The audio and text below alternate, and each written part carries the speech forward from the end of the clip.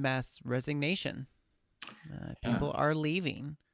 And I think a lot of it has to do with what you're talking about, is that we aren't talking and being about these things that create better connections from leader to people.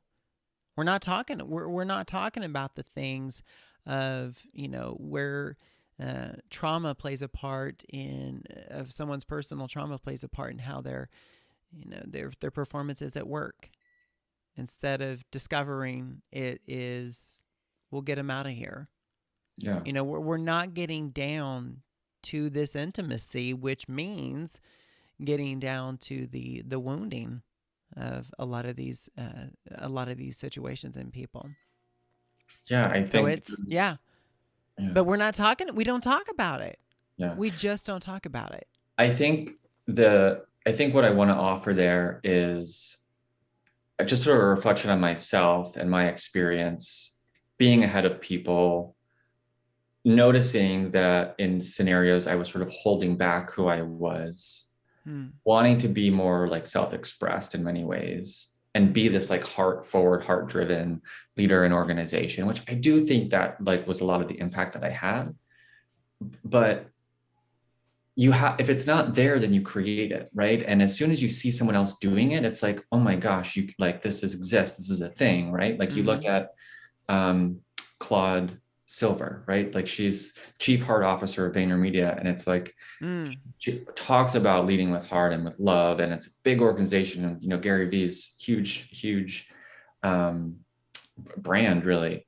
Mm-hmm. And it's like, okay, well, did I really need to see like Claude doing this in order for me to feel okay Mm-hmm. doing this myself, right? Like, so it's an invitation for anyone to, and that's what this is all about, is to lean into who you are and what you want to bring into your space. And it's so powerful when you do that Mm-hmm. and just create it, even if it doesn't exist. Why do you think companies aren't supporting the evidence of heart-led leadership? I mean, if Harvard, where do we begin on the data? Google, and there's the research and data suggests, and all the studies that come back to show that this type of leadership, led by trusting your people, leading with heart, the alignment of heart, mind, all those things, everything that suggests that that's the best. That's the best type of the best outcomes you could have from that type of leadership. Well, Why? What's the fear?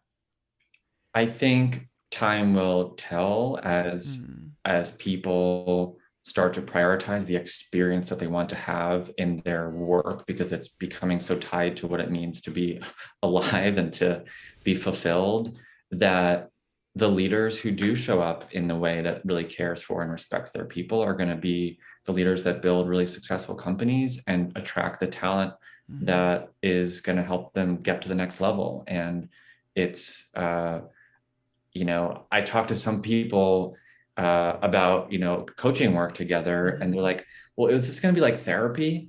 And, it's like, as soon as there's talk of emotion, it feels like, oh, we're getting oh, it's like, oh, this is there. I don't want to go there. Like, Yeah. we can't talk about emotions. Yeah. Um, so that's a piece of it too, I think, is that people are afraid that opening themselves up a little bit to like the emotional vulnerability Yeah.